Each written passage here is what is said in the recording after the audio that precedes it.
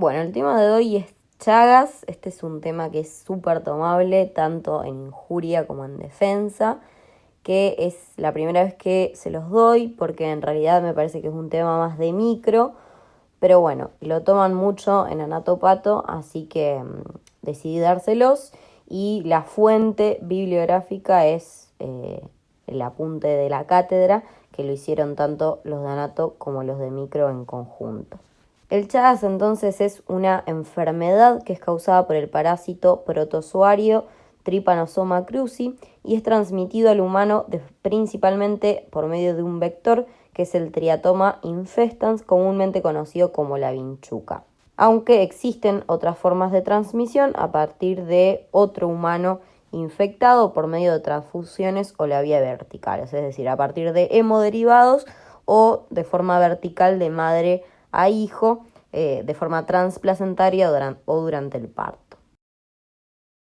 En cuanto a la epidemiología en nuestro país, la enfermedad de Chagas es endémica, pero existen diferentes niveles de riesgo entre las distintas provincias respecto principalmente de la transmisión vectorial, es decir, de la transmisión por medio de la vinchuca.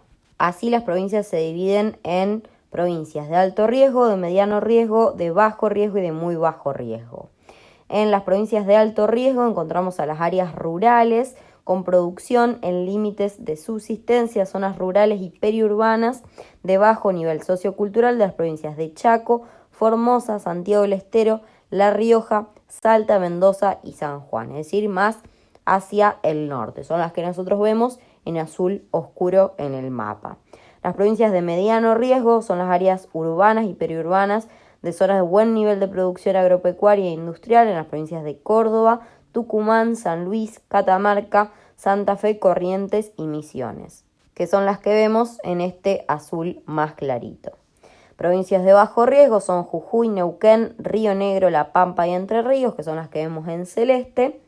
Y provincias de muy bajo riesgo, e incluso según este artículo de el Ministerio de la Salud de la Nación de octubre del 2010, en realidad estas zonas se dice que tienen nulo riesgo de transmisión vectorial, pero yo lo adapté al apunte de la cátedra que dice que tienen bajo riesgo, y son las provincias de Buenos Aires, Chubut, Santa Cruz, Tierra del Fuego, en que dice que se consideran sin riesgo de transmisión a través de la vinchuca y que la mayoría de los casos en estos lugares son por transmisión vectorial o por transmisión por medio de hemoderivados.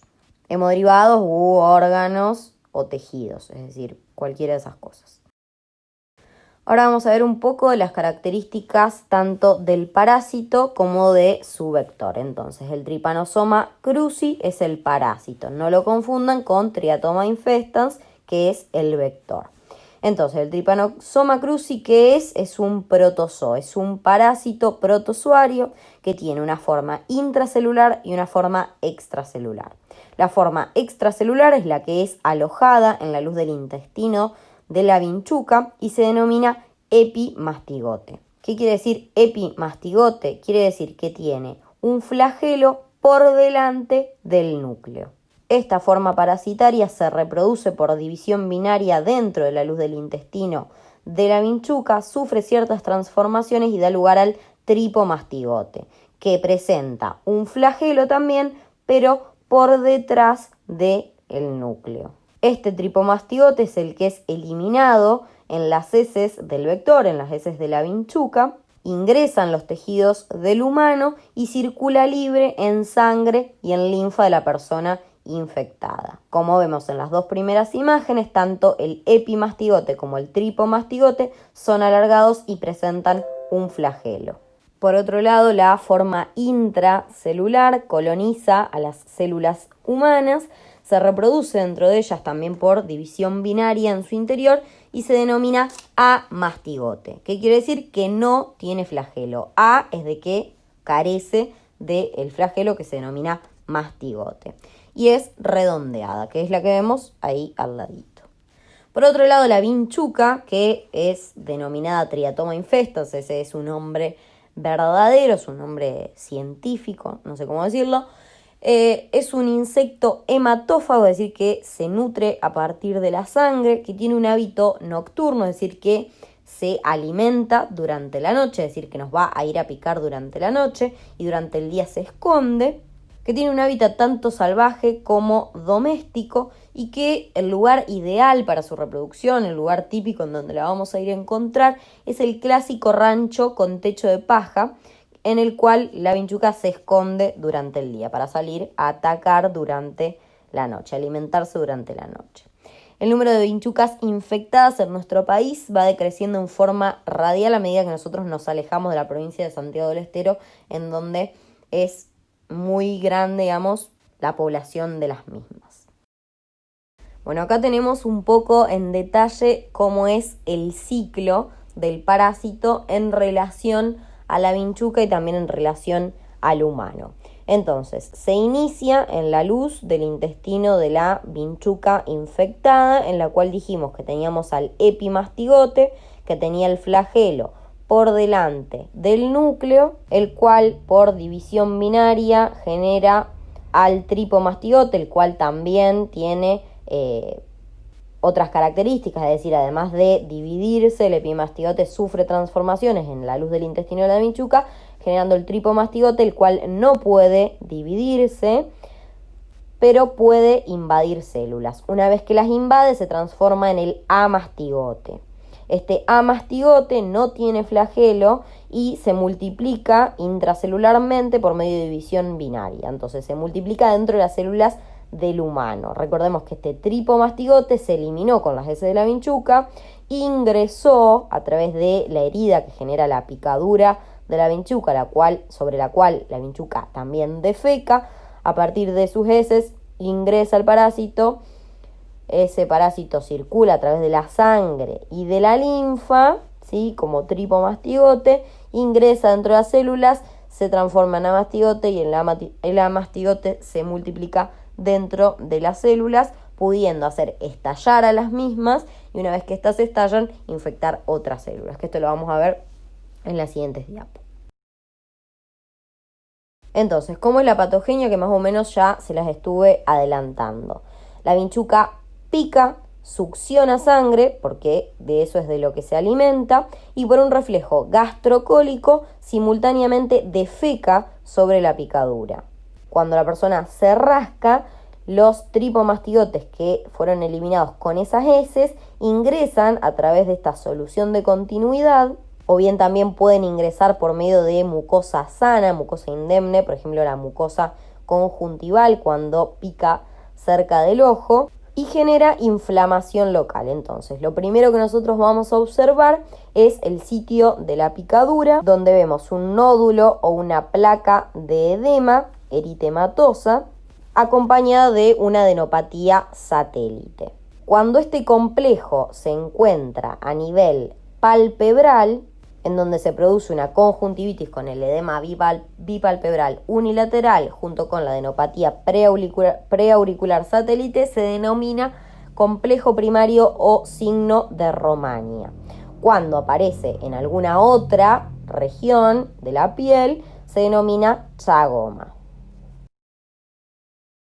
Una vez que el parásito ingresó dentro de nuestro organismo en forma de tripomastigote, es englobado rápidamente por células fagocíticas, especialmente los macrófagos. Dentro de los macrófagos, estos tripomastigotes pasan a ser amastigotes. Estos amastigotes se empiezan a multiplicar adentro de los macrófagos. Pero ahora bien, ¿cuáles son las cosas que le permiten al tripomastigote, al Trypanosoma cruzi, ingresar dentro del macrófago y evitar ser digerido o destruido por él mismo? Este parásito presenta una transialidasa, que es una enzima que elimina los residuos de ácido siálico que tiene el glucocálix de las células, especialmente los macrófagos, los transfiere a su superficie, y también tiene otra enzima que es una penetrina que rompe la membrana celular. Entonces, el sacar el ácido siálico del glucocálix junto con la penetrina que rompe la membrana celular, ambas facilitan la introducción del parásito dentro del macrófago.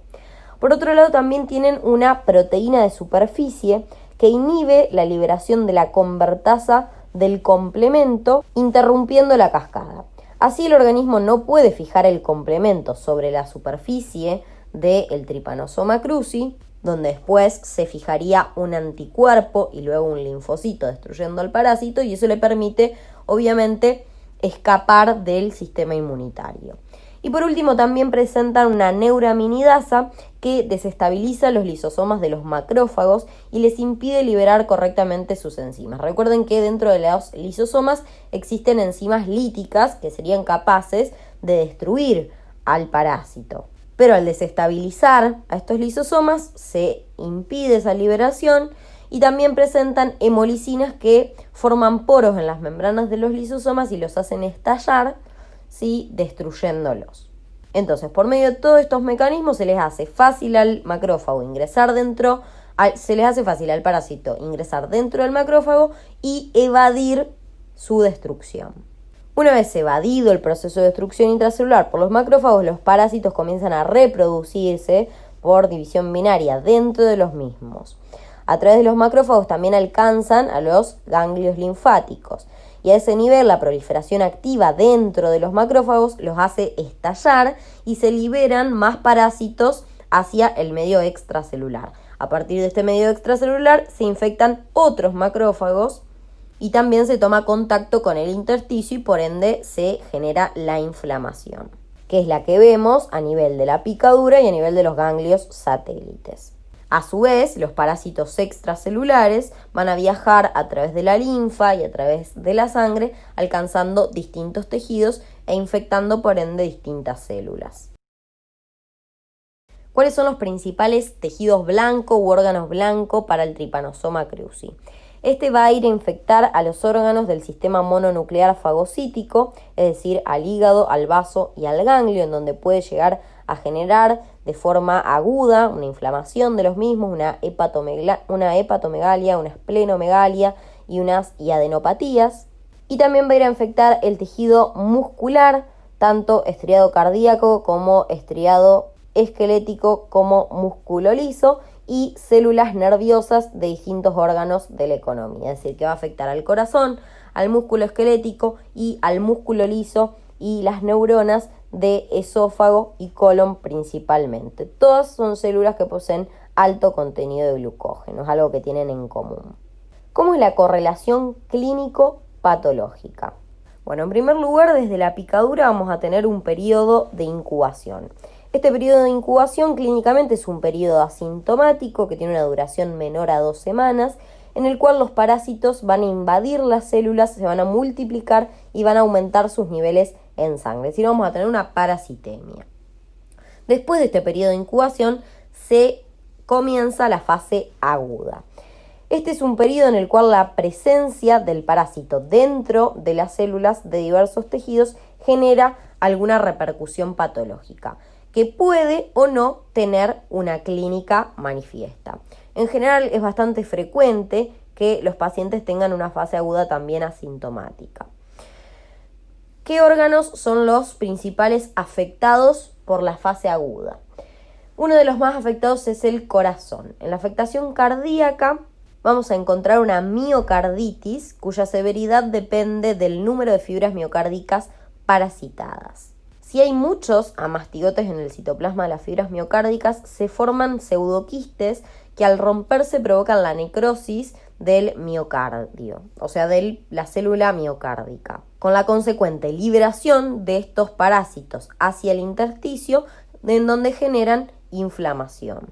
Morfológicamente, ¿qué vamos a encontrar? En la microscopía, un intenso edema, vacuolización lipídica intrafibrilar, necrosis de los miocardiocitos y obviamente un infiltrado inflamatorio que va a estar constituido por neutrófilos, eosinófilos, linfocitos, plasmocitos y macrófagos. Macroscópicamente solo se va a evidenciar cuando la miocarditis sea extensa, o sea severa. ¿Y cómo se va a manifestar? Se va a manifestar con una dilatación de todas las cavidades cardíacas con las paredes adelgazadas, lo que clínicamente se traduce con una insuficiencia cardíaca. En este caso, probablemente una insuficiencia cardíaca aguda. Porque imagínense que esas cavidades cardíacas dilatadas y adelgazadas, con paredes adelgazadas, no van a tener la capacidad de bombear sangre de forma adecuada. De todas formas, tengan en cuenta que esta manifestación, las manifestaciones agudas, son poco frecuentes. En general, nosotros cuando vemos una enfermedad de Chagas hablamos de un Chagas crónico, de una fase crónica. Otro tejido que puede ser afectado por la fase aguda es el sistema nervioso central y es bastante más frecuente en los niños, en donde se produce una meningoencefalitis. Morfológicamente, a la microscopía vamos a encontrar un infiltrado inflamatorio linfoplasmocitario en las leptomeninges que va a estar acompañado de congestión y hemorragia perivascular. Los parásitos pueden infectar tanto a los macrófagos del sistema nervioso central, que son las microglias, como a las neuronas. Las neuronas infectadas pueden morir o ser fagocitadas y en respuesta a esta pérdida neuronal empieza a existir una proliferación glial que se denomina gliosis. Esta meningoencefalitis se va a manifestar como cualquier meningoencefalitis, con cefalea, fotofobia, rigidez de nuca, vómitos en chorro. Cuando se afecta ya el encéfalo también tenemos signos de foco, alteración del nivel y del estado de conciencia, convulsiones, etc. Y obviamente también puede haber fiebre. Bueno, pero como les decía, entonces en general en la fase aguda no existe una repercusión clínica considerable y pasa inadvertida. Luego tenemos a la fase latente, que es un periodo asintomático que transcurre entre la fase aguda y la fase crónica, si es que ésta se desarrolla, y es un periodo durante el cual se instala un equilibrio entre el huésped y el parásito que ocasionalmente se pierde y da lugar obviamente a la fase crónica, es decir, a la progresión. En la fase crónica tenemos un periodo de daño progresivo de órganos y tejidos parasitados. El principalmente afectado en nuestro medio es el corazón y la afección cardíaca típica del Chagas en su fase crónica es una miocardiopatía dilatada que puede dar lugar a una insuficiencia cardíaca y también puede dar lugar a arritmias, siendo la arritmia más frecuente el bloqueo de rama derecha, que puede o no acompañarse de un hemibloqueo anterior izquierdo.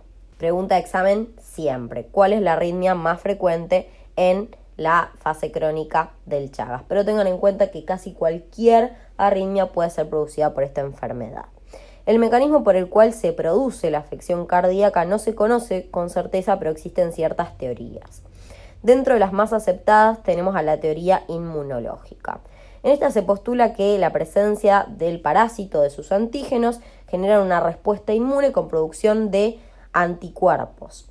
Estos anticuerpos reaccionan contra autoantígenos, es decir, antígenos del propio músculo cardíaco, del propio corazón. Esto puede ser porque antígenos del parásito se adhieran a las células cardíacas y por ende se generen anticuerpos de esta combinación entre antígenos cardíacos con antígenos provenientes del Trypanosoma cruzi, o bien por una reacción que se denomina reacción cruzada, que habla de una similitud molecular entre los antígenos del corazón en este caso y los antígenos del parásito. Entonces, ese anticuerpo puede reaccionar con ambas cosas de igual forma. Esta reacción antígeno-anticuerpo obviamente genera inflamación y esa inflamación es la que lesiona el tejido cardíaco, genera necrosis que luego es reemplazada por fibrosis y termina generando esta miocardiopatía.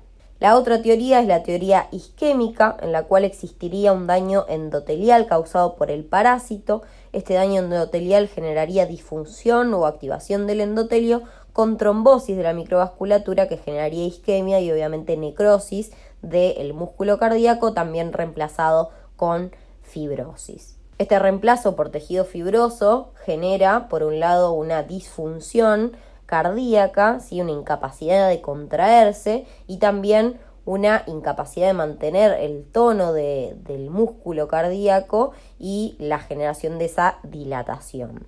A su vez, al fibrosarse el corazón, tengan en cuenta que el tejido, el músculo cardíaco era capaz de conducir los impulsos eléctricos.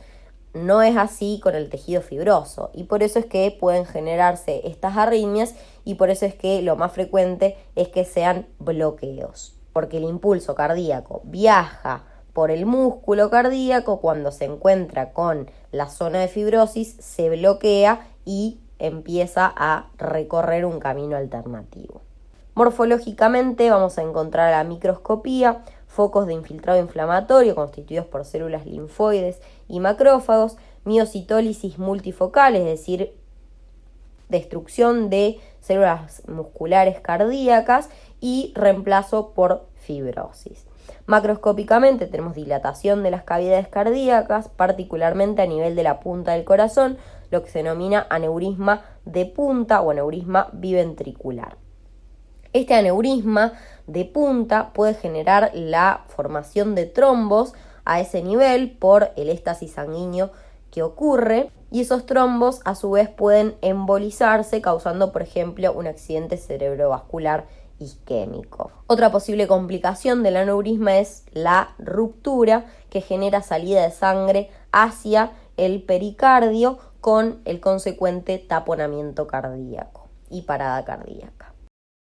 Acá tenemos una representación de cómo el músculo cardíaco se dilataría. Tenemos las paredes adelgazadas y esta dilatación cardíaca también puede llevar a la disfunción valvular, por lo general a una insuficiencia de las válvulas que cuando la sangre pasa no llegan a cerrarse del todo, y eso genera una regurgitación, con un soplo de regurgitación, ya sea a nivel mitral, a nivel pulmonar, aórtico o tricuspídeo. Y en la radiografía de frente de tórax, que es obligada de pedir a los pacientes en los cuales nosotros sospechamos que tienen Chagas crónico, encontramos justamente un corazón agrandado consecuencia de la dilatación de las cavidades.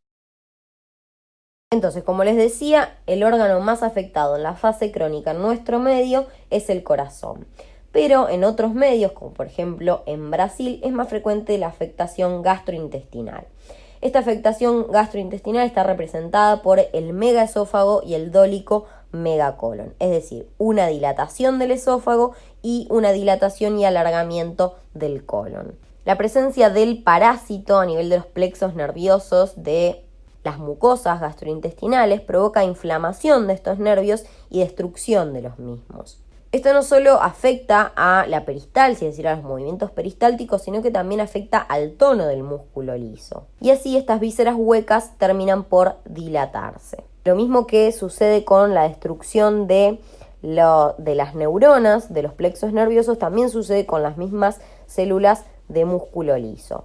Tanto la dilatación como la destrucción del músculo liso llevan además al adelgazamiento de las paredes. Morfológicamente vamos a encontrar en la microscopía infiltración inflamatoria de las capas musculares de los plexos nerviosos mientéricos, junto con una disminución del número de neuronas a nivel de los plexos, presencia de erosiones que pueden estar causadas a nivel del esófago por los alimentos, que no pueden ser propulsados por justamente esta falta de peristalsis, y entonces empiezan a lesionar la pared por el constante contacto, y a nivel del colon lo mismo sucede con el éstasis fecal. Estas erosiones a su vez pueden predisponer a infecciones, formación de abscesos. Macroscópicamente vamos a encontrar la marcada dilatación luminal con borramiento de los pliegues de la mucosa y adelgazamiento de las paredes. A nivel del colon no solo hay dilatación, sino que, como les decía, también hay alargamiento, lo que se denomina dólico megacolon, y que predispone a su vez a la formación de vólvulos, que es decir, que son torsiones. El colon se dobla sobre sí mismo y esto genera una obstrucción, ¿sí? Un abdomen agudo obstructivo, e incluso también puede generar peritonitis e isquemia. ¿Por qué? Porque esa obstrucción puede llegar a aumentar tanto la presión que puede generar una perforación con la consecuente peritonitis, y además justamente el vólvulo, la torsión, puede comprometer a la vasculatura a nivel del mesocolon y generar una isquemia intestinal que también predisponga a la perforación con la consecuente peritonitis fecal. En cuanto a la profilaxis, nosotros podemos controlar el vector por medio de controlar la calidad de las viviendas, que es algo bastante utópico, ¿sí? Porque en las regiones más pobres estas cosas no pueden manejarse bien, pero bueno, es un tema político. dentro de lo que es el control de transfusiones y trasplantes, que acá sí esto puede hacerse y de hecho se hace, se testea la sangre, los órganos y los tejidos de los donantes. Otra forma de controlar es la control de la transmisión vertical, realizando las serologías a las madres y por medio de los cuidados y precauciones en el laboratorio. Es decir, que hay que actuar sobre cada uno de los medios de transmisión de la enfermedad, pero principalmente a nivel vectorial, que es la principal causa de transmisión. En cuanto al diagnóstico, nosotros vamos a tener una sospecha del caso, que ahí, como dicen, puede ser una sospecha de caso agudo, crónico o Chagas congénito, y para confirmarlo vamos a requerir de pruebas de laboratorio. Si nosotros sospechamos Chagas agudo o Chagas congénito en un bebé de menos de 10 meses, se van a utilizar métodos directos, es decir, vamos a ir en busca del parásito. En cambio, si nosotros queremos confirmar una sospecha de Chagas crónico o Chagas congénito en un bebé de más de 10 meses, los métodos que vamos a utilizar son indirectos. Vamos a buscar a los anticuerpos contra el parásito, son serológicos. Y para decir que el paciente está infectado con Chagas, se dice que se tienen que dar 2 pruebas serológicas positivas con al menos 2 técnicas diferentes. Esto sí lo van a ver un poco mejor con Pablo, cuáles son todas las formas de diagnóstico o las técnicas. Y por último acá les dejo un algoritmo del Ministerio de Salud sobre cómo estudiar a un paciente en el cual sospechamos Chagas crónico.